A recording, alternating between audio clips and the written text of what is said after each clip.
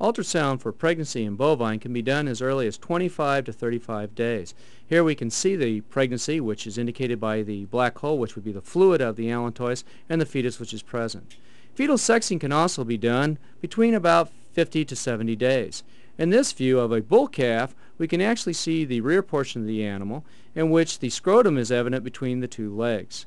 The gonads within the scrotum will appear as bright spots because they are more dense than the other tissue around it, as indicated by the arrow as it moves between the two gonads and actually shows the scrotum itself.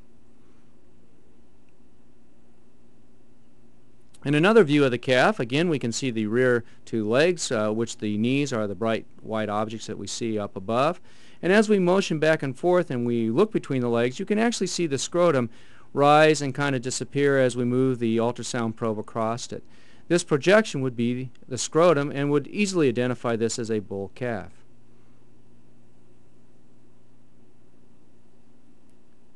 In another view, we can see it from the side. We actually have the umbilicus going into the animal, and you can see the rib cage.